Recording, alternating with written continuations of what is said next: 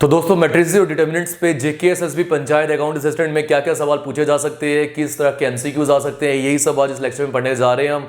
और इसी के साथ देखेंगे कि सिमेट्रिक और स्क्यू सिमेट्रिक मैट्रिक्स जो है ये क्या होते हैं, किन मैट्रिसेस को किन कंडीशंस पे हम सिमेट्रिक या फिर स्क्यू सिमेट्रिक मैट्रिक्स कह सकते हैं। दोस्तों मेरा नाम पंकज कपूर, आप सब देख रहे हैं विंग्स एक उड़ान। आप लीजिए screenshot, then we will start.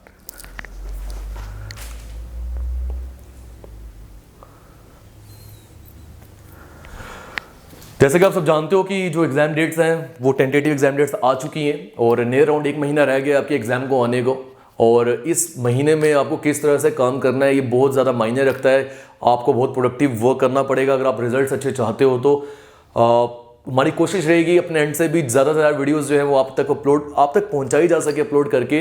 But at the same time मैं ये भी जानता हूँ कि आपको पिछला जो पढ़ा है वो भी रिवाइज करना है। और जेकेएसएसबी ने जो सिलेबस बनाया है बहुत लेंथी है, मैंने शुरू से ही हमेशा बोला, और बहुत ज़्यादा लेंथी और टीडीएस सब मतलब थकावट वाला सिलेबस, अगर मैं ऐसा बोलूँ तो गलत नहीं होगा।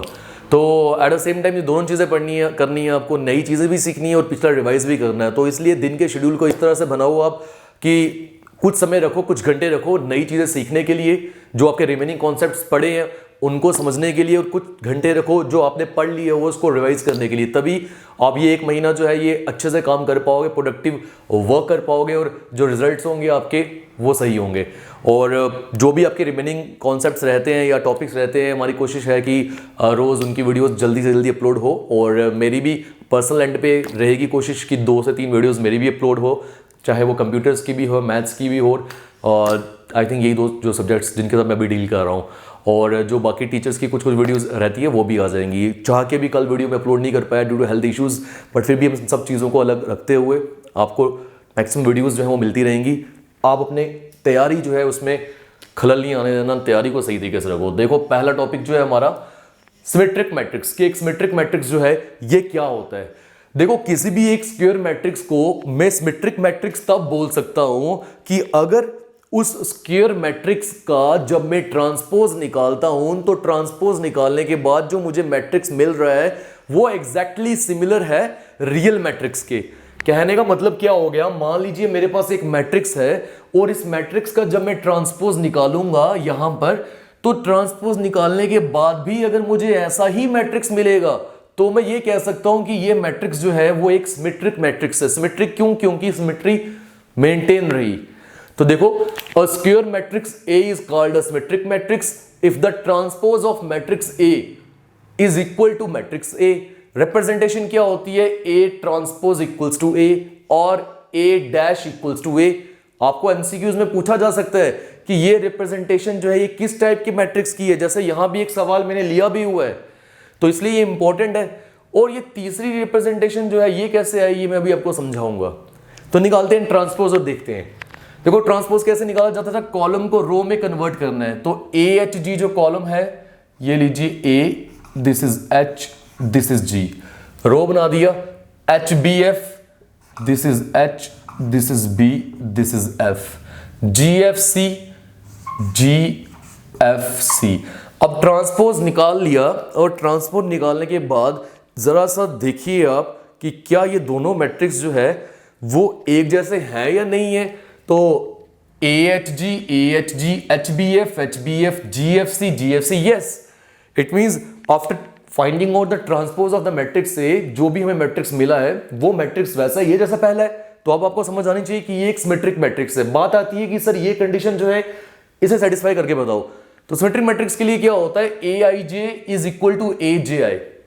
आप सबको याद होगा कि ये जो वैल्यूज मैंने लिखी थी, जस्ट अ सेकंड पेन, यहां देखिए ये वाली वैल्यूज की बात कर रहा हूं। जनरल रिप्रेजेंटेशन ये क्या होता है, A11, A12, A13, A21, A22, A23, A31, A32, A33, याद है आपको। तो यहां बोला है जो IJ है और जो JI है वो वैल्यूज बराबर होनी चाहिए। देखो 1, 2 पे क्या मिल रहा है हमें H, तो 2, 1 पे भी हमें H मिलना चाहिए। क्या 2, 1 पे हमें H मिल रहा है? बिल्कुल सही है। वैसे ही 1, 3 पे हमें मिल रहा है G, तो 3, 1 पे भी G होना चाहिए। 3, 1 पे G है, सही है। 1, 1 पे हमें मिल रहा है A, तो 1, 1 पे A वो एक ही हो गया ना, क्योंकि 1, 1 की वैल्यू तो A ही मिलेगी। वैसे ही ये डायगोनल को तो छोड़ ही दो, आप ये देखो 2 3 पे हमें मिल रहा है एफ, तो 3 2 पे भी हमें एफ मिल रहा है। वैसे ही ये 2 2 हो गया ये, और ये कौन सा आ गया 3 3। तो ये इस तरह से ए आई जे और ए जे आई जो है वो वैल्यूज बराबर होनी चाहिए, तो ये हमारा मैट्रिक्स जो है वो सिमेट्रिक होगा। तो क्लियर। नेक्स्ट पे आते हैं कि कोई भी मैट्रिक्स जो है वो स्क्यू सिमेट्रिक कब हो सकता है। तो किसी भी स्क्वायर मैट्रिक्स को मैं स्क्यू सिमेट्रिक मैट्रिक्स तब बोलूंगा अगर उस मैट्रिक्स का मैं ट्रांसपोज निकालूं, और ट्रांसपोज निकालने के बाद वो जो मैट्रिक्स मिला है, मतलब if the transpose of matrix A is equal to negative of matrix A, वो रियल मैट्रिक्स का नेगेटिव हो, मतलब देखने में रियल मैट्रिक्स की तरह, बस नेगेटिव साइन भी इंट्रोड्यूस होना चाहिए एलिमेंट के साथ। वो कैसे बताऊंगा अभी।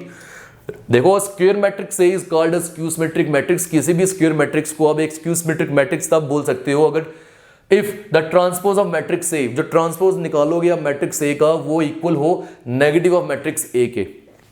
मतलब A T, A raise to power T transpose of A equals to minus of A, ठीक है, और A dash equals to minus of A, और A I J equals to minus of A I J, A I J equals to minus of A J I होगा यहां पे, ठीक है, ए J आई। तो अभी करना कैसे है, जैसे आपको एक मैट्रिक्स दिया हुआ है, अब इसका ट्रांसपोज निकालते हैं और देखते हैं कि क्या ये सही है। तो देखो 0 माइनस एच माइनस जी, ये आ जाएगा 0 minus H minus G, H 0 minus F, H 0 minus F, G F O, G F O. और अब देखो कि देखने में एलिमेंट सेम होने चाहिए और माइनस साइन का इशू आना चाहिए। देखो 0 HG, पहले मैं एलिमेंट्स की बात कर रहा हूं, HOF, GFO, ये सही है। और माइनस की मैं अगर बात करूं तो देखो 0 HG ये तो सारे पॉजिटिव है, ये आगे नेगेटिव। अब 0 वाला नेगेटिव तो नहीं देखा जाएगा, बट ये आगे नेगेटिव।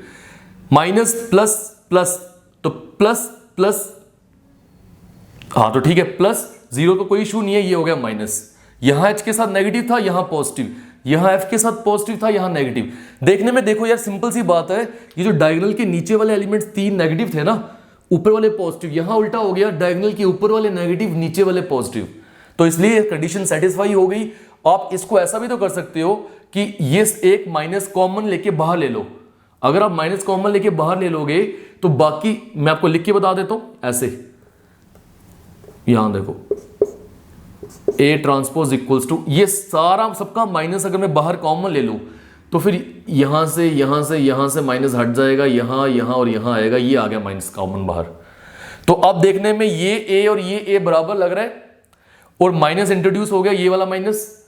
तो इसलिए मैं बोलूंगा ये मैट्रिक्स कौन सा है, स्क्यू सिमेट्रिक मैट्रिक्स। हालांकि हमें करना नहीं है, इसको मैं वैसे ही रहने देता हूं जैसे रियल में था, this is minus H minus G minus F. तो अब मैं सिंपल सी बात बोल रहा हूं आपको कि एक ऐसा मैट्रिक्स जिसका मैं ट्रांसपोज निकाल रहा हूं, ट्रांसपोज निकालने के बाद देखने में मैट्रिक्स एक जैसा लग रहा है, बस माइनस जो चीजें यहां पॉजिटिव है वो चीजें यहां नेगेटिव, और जो चीजें यहां नेगेटिव है वो चीजें यहां पॉजिटिव। समझो पूरा मैट्रिक्स नेगेटिव से मल्टीप्लाई हो गए।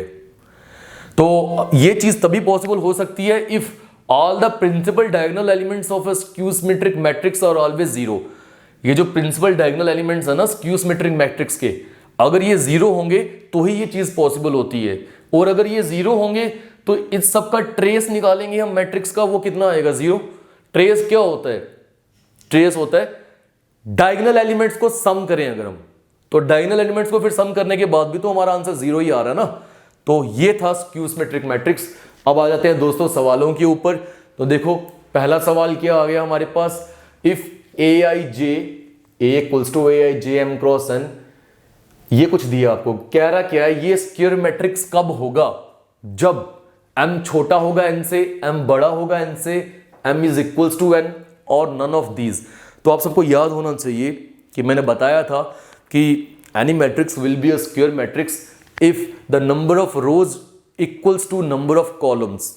मतलब जो ऑर्डर होता है मैट्रिक्स का, उसमें नंबर ऑफ रोज और नंबर ऑफ कॉलम्स अगर बराबर होंगी तो मैं उसे एक स्क्वायर मैट्रिक्स बोलूंगा। याद आप सभी को।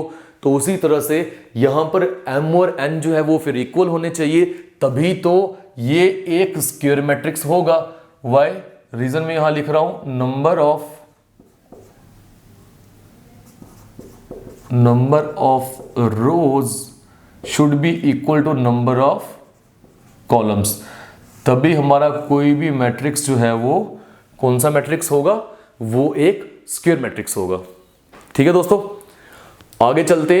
How many matrices of different order can be formed, कितने मैट्रिक्स अलग अलग ऑर्डर के हम फॉर्म कर सकते हैं आउट ऑफ 36 एलिमेंट्स। हमारे पास 36 एलिमेंट्स है। 36 एलिमेंट्स कौन कौन से, जैसे यहां 1 2 3 4 9 एलिमेंट्स है, वैसे ये बोल रहे 36 एलिमेंट्स है। तो आप कितने अलग अलग टाइप के मैट्रिसेस बना सकते हो, कितने अलग अलग ऑर्डर के मैट्रिसेस बना सकते हो, सभी एलिमेंट्स को एट अ टाइम यूज करना है। तो 36 एलिमेंट से किस तरह से बन सकते हैं, देखिए वो ऑर्डर जो होगा उनका, अगर हम ऑर्डर की बात करें तो वो हो सकता है 1 क्रॉस 36। 1 क्रॉस 36 क्यों, नंबर ऑफ रोज कितनी आ गई 1 और कॉलम कितने आ गए 36, मतलब एक ही रो में 36 एलिमेंट रख दूं अगर मैं, और कॉलम 36 बन जाएंगे ना फिर, तो ये भी तो एक मैट्रिक्स है जिसे रो मैट्रिक्स भी बोल सकता हूं मैं। तो वैसे ही ये क्या होगा, ये हो गया m की वैल्यू और ये किसकी, n की। तो अब हमें पता है कि m क्रॉस n जब भी करेंगे हम, जैसे यहां पे रोज कितनी है 3, कॉलम कितने हैं 3, तो ऑर्डर 3 क्रॉस 3 है ना, तो इसको मल्टीप्लाई करके जो मिलेगा वो नंबर ऑफ एलिमेंट्स हो गए। 3 इंटू 3 इज 9 एलिमेंट्स हैं अंदर। तो इट मींस आपको ऐसे दो नंबर 36 बनाना है, किन्हीं भी दो नंबर्स को मल्टीप्लाई करो और 36 बनाओ, वो ऑर्डर होगा आपका मैट्रिक्स का। कहने का मीनिंग, मैं 2 रोज रख सकता हूं और 18 कॉलम्स रख सकता हूं। 2 इंटू 18 इज ऑल्सो 36। या फिर 3 के साथ में 12 रख सकता हूं, 3 इंटू 12 इज 36।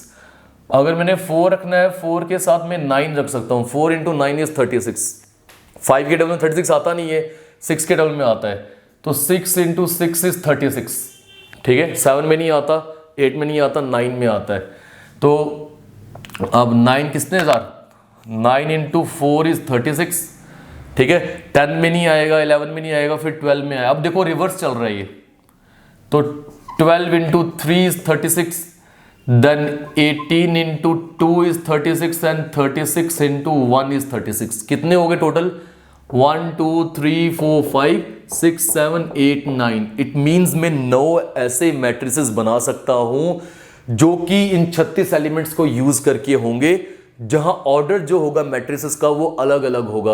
अब शायद किसी को ये लग रहा हो कि सर आपने 1 क्रॉस 36 और 36 क्रॉस 1 ये सेम ही हो गए, 2 बार क्यों लिया, या ऐसे ही 2 18 18 2 3 12 12 3 डबल्स क्यों लिए। बेटा इंपॉर्टेंट ये है कि ये जो है पहला 1 ये रोज है, ये कॉलम है, इसमें रो एक ही है। जैसे ये आगे 36 एलिमेंट्स 1 2 3 4 5 6 7 8 9 36, 1 2 36, ये हो गया मैट्रिक्स। रो एक ही है, कॉलम्स बहुत सारे हैं, 36 है, और यहां 36 रोज हैं, कॉलम एक ही है। कहने का मतलब क्या हो गया, ये एलिमेंट्स कैसे पड़े होंगे, इसकी बात करो, ऐसे इस तरह का मैट्रिक्स होगा, समझ रहे हो। 36 रोज है, कॉलम एक ही है। तो ये दोनों अलग चीजें हैं, ये एक जैसी चीजें नहीं है। तो इट मींस हमारे पास आंसर क्या आ गया, 9। मैं 9 अलग अलग मैट्रिसेस बना सकता हूं इन 36 एलिमेंट्स को यूज करके, अलग अलग ऑर्डर के। बोल रहे हैं ये मैट्रिक्स क्या देख रहा है, कौन लग रहा है आपको, सिमेट्रिक है, नॉन सिंगुलर है, स्क्यू सिमेट्रिक है, कि कुछ भी नहीं है इनमें से। तो भाई ये तो देखने से आपको पता चल रहा है। अभी हमने स्क्यू सिमेट्रिक मैट्रिक्स पढ़ा, डायगोनल एलिमेंट 0 होने चाहिए, है 0, और उसी के साथ हमने देखा कि जो इस 0 के नीचे है सिमिलर वही इस चीज के ऊपर होना चाहिए। देखो जो 0 के नीचे है वही सिमिलर ऊपर है, और नीचे अगर नेगेटिव है, और नीचे अगर नेगेटिव है यहां माइनस होगा दोस्तों, तो ऊपर क्या होना चाहिए, पॉजिटिव। तो देख लो ना, नीचे इसके नेगेटिव आ गया, ऊपर आ गया इसके पॉजिटिव, तो इट मींस ये कौन सा मैट्रिक्स हो गया, फिर ये हो गया हमारे पास स्क्यू सिमेट्रिक मैट्रिक्स। तो क्लियर हो गया दोस्तों आपको ये। नेक्स्ट पे आते हैं। नेक्स्ट पे अगर हम आ जाए तो what is the order of A matrix, कि एक मैट्रिक्स का ऑर्डर क्या होता है, कैसे निकालते हैं। मैंने पहले सिखाया आपको, नंबर ऑफ रोज को जब आप नंबर ऑफ कॉलम्स के साथ मल्टीप्लाई करना नहीं है, क्रॉस शो करना है, तो वो ऑर्डर ऑफ मैट्रिक्स होता है। जैसे यहां पे हमने क्या किया, 3 cross 3, number of rose 3, number of columns 3, तो इसका ऑर्डर कितना था, 3 क्रॉस 3। तो ऑर्डर क्या होता है, नंबर ऑफ रोज इनटू या क्रॉस नंबर ऑफ कॉलम्स, या जिसको आप बोल सकते हो, हम रिप्रेजेंट कर सकते हैं m क्रॉस n से। ठीक है, तो ये हो गए अभी के 4 क्वेश्चंस। नेक्स्ट पे आते हैं। यहाँ बोला जा रहा है कि आपको ए और बी की वैल्यूज निकालनी है। किस वे में निकाल सकते हैं? देखो, ये दोनों मैट्रिक्स आपस में ऐड हो रहे हैं, और ऐड मैट्रिक्स वो हो सकते हैं जिनका ऑर्डर एक जैसा हो। याद होगा, फिर मैं कॉरस्पॉन्डिंग एलिमेंट्स को आपस में ऐड कर सकता हूं, और फिर इक्वल है इसके। चलो पहले ऐड ही कर लेते हैं। देखो 1 प्लस ए आ जाएगा, 0 प्लस 1 आएगा, 3 माइनस 1 आएगा, क्योंकि ऐड करेंगे तो 3 माइनस 1 ही बनेगा, -4 प्लस बी आएगा, और ये किसके इक्वल? 2 1 2 और -2 के। ठीक है, तो अब ये क्या बन गया हमारे पास? ये बन गया हमारे पास इक्वल मैट्रिक्स। तो अब इक्वेट कर दो, a प्लस 1 किसके इक्वल? 2 के। और इस चीज को यूज करने की जरूरत नहीं है ना। देखो 0 प्लस 1 इज 1, और यहां 1 पड़ा हुआ है, 3 माइनस 1 इज 2, यहां 2 पड़ा हुआ है। इनको यूज करके हमें a और b की वैल्यूज थोड़ी ना मिलेंगी, और इक्वल भी हो ही गया वैसे। तो ये यूज करते हैं, -4 plus b is equals to -2। Equal matrix क्या होता है कि जो यहां पर ऑर्डर सेम और एलिमेंट भी इक्वल होने चाहिए। तो इक्वेट करके आंसर निकाल लेंगे, विच इंप्लाइज a की वैल्यू 1 यहां जाएगा, माइनस हो जाएगा, 2 माइनस 1 इज 1, a की वैल्यू आ गई हमारे पास 1, और विच इंप्लाइज b की वैल्यू -4 यहां जाएगा तो +4 हो जाएगा, +4 -2 इज 2, तो b की वैल्यू आ गई हमारे पास 2। इस तरह से हमने a और b की वैल्यूज भी निकाल ली। दोस्तों लास्ट सवाल है, इसे सॉल्व कर लेते हैं हम। तो देखिए, यहां बोल रहा है कि एक मैट्रिक्स जिसका ऑर्डर 2 क्रॉस 2 है, वो इनमें से कौन सा होगा। अगर कंडीशन ये लगाई जाए कि ए आई जे हमारा कैसे निकल रहा है, आई और जे को आपस में मल्टीप्लाई करके। कहने का मीनिंग क्या हो गया, हमें पता है कि ऑर्डर ऑफ मैट्रिक्स क्या होता है, A11 A12 A21 A22, ये हो गया ना 2 क्रॉस 2। 2 क्रॉस 2 बोला था ना उसने, ये आ गई उसकी जनरल रिप्रेजेंटेशन। अब उसने क्या बोला कि मैट्रिक्स आपका कैसे बनेगा, ए आई जे ये एलिमेंट कैसे बनेगा, आई जे को आपस में मल्टीप्लाई करके। लिखा है इसने आई जे को आपस में मल्टीप्लाई करके। तो 1 इंटू 1 इज 1, यहां 1 आएगा, 1 into 2 is 2, 2 into 1 is 2, 2 into 2 is 4। It means हमारा आंसर क्या आ रहा है फिर, 1 2 2 4। तो ये आ गया 1 2 2 4। इस तरह से ये 6 सवाल थे, 6 एमसीक्यूज थे, जो कि मैट्रिसेस के ऊपर आपको जेकेएसएसबी पंचायत अकाउंट असिस्टेंट में क्या चाहिए, वेट करो, पूछा जा सकता है। ठीक है, तो आई होप अब आपको ये सब क्लियर हो गया होगा। दोस्तों अब नेक्स्ट सेक्शन में हम डिटर्मिनेंट्स जो है उसे शुरू करेंगे। तो मिलते हैं आपसे नेक्स्ट सेक्शन में।